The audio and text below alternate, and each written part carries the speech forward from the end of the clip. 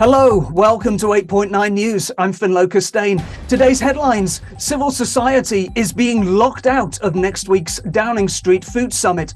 Cargill faces legal action over deforestation and human rights failings. McCain and NatWest are working together to support farmers in their net zero challenge. A food summit promised by Prime Minister Rishi Sunak last year is to take place in Downing Street. Farmers and food businesses are expected to attend the meeting on the 16th of May, but representatives from environmental, health, citizen and farm animal welfare organisations appear to have been locked out. I asked Vicki Hird, the head of sustainable farming at Sustain, who has been invited. Well, we don't know. I think we should be told. Society doesn't seem to have a place at the summit so far, and yet so many of these food issues are critical for society, for health, for environment, for enterprise, and so on. So I think we should be told. And when we talk about civil society, what do we mean by that? Because surely we're all part of a civil society, so anybody who's there is part of that society. What do we mean by civil society? Yes, we all eat 3 times a day, so we all have a stake in our food system. But what you need there is people who really understand the implications of what's happening, the critically bad things that have been happening to our food system for our health. So public health experts, consumer experts, those looking at animal welfare, zoonoses. You think we need to be careful about avoiding future food scares. Those concerned with resilience and environmental sustainability, so we can continue to feed ourselves in the future. So building soil and nature-based food systems into the plans. Absolutely critical to have those kind of organisations in the room, as well as the farmers and growers, small and large, ideally represented. That's what I was going to ask you about. So, of course, we've got farmers and we've got, other growers and potentially people from, within that supply chain. But it's the people outside of that, the people, who are interested in the environmental challenges, the farm animal welfare challenges. It's those people that seem to be excluded. Why is it that you think that they have been excluded from this conversation? Well, what worries me about them being excluded is this is a bit of a either a sticking plaster or just an empty gesture, and that they're going to make some promises that won't be kept, as we've seen in the past, and they're not really intending to make it a proper discussion about how our food system is failing right now in so many ways. It really needs that integrated look and a systemic approach, looking at health, animals, environment, livelihoods, enterprise. All those things really matter for the future resilience of our food system. So they should be in the room. I'm not saying it has to be a huge summit, but at least get some experts in the room who know about the integrated nature of our food system.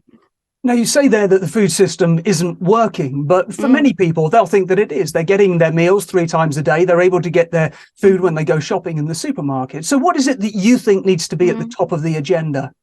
Well, it's difficult for me to pick one, but I think given what we've seen over the last 6 months, and sometimes there were empty shelves, and I think that's going to happen more with climate change and other stresses to our system, that we need to make sure farmers and growers can get a reasonable deal to allow them to grow sustainably, invest in systems which are resilient to future climate shocks, etc. So it needs to be a fair deal strategy for the whole supply chain, not just retailers. We need to be assured that the independent grocery code adjudicator absolutely stays in place, but we need much more than that in terms of fair dealing. So that's one thing I'd put on the top, but I'd also put reinstating the idea of a horticulture strategy, which has just been ditched last week. Absolutely crazy decision. Fruit and veg, critical in so many ways, also great for the economy because it earns loads of money. Why aren't we investing in that sector better and in sustainability in that sector better? So with NGOs not represented there, with civil society outside of the room, why is that a problem? What do you fear will become the chief focus instead? Well, what we fear is that there's no strategic approach, and it will just be some empty gestures, some targets which are never kept to, no legally binding changes that will really give us the kind of support for environmental transition or for fair dealing, which does absolutely need the government intervention because it's market failure. And that market failure has been writ large over the last 6 months, but has been going on for a very long time. And so if there's no real action, changes to policies, then that's an empty gesture. And what is it that you want to see changing in terms of the marketplace? Where do you want to see those opportunities? Where do you want those connections to be made? Well, we want definitely to see much stronger fair dealing regulations, as I've said, both for grocers, for the grocery market, but also for all the intermediaries, the big food players who are making a lot of money right now, but it doesn't seem to be filtering back to the farmers. But we also really want to see public investment in new routes to market for farmers, so that farmers and consumers can get closer together within regional and local food systems and the infrastructure to allow that to happen.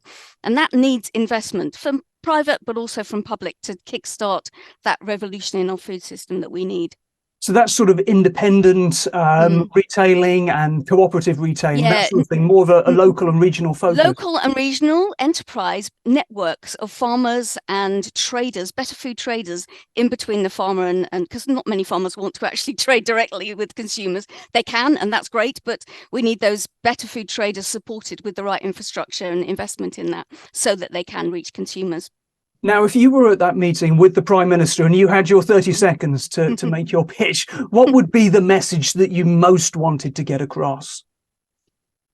I would say get real about farming. It can't be left to the market. We need fair dealing regulations, and we absolutely need investment in routes to market so farmers can do what they need to do on farm to be resilient for the future and consumers can get great healthy food. That's essential. Both sides of the coin. That was Vicki Hird from Sustain. More about this and our other headline news on our website, 8point9.com.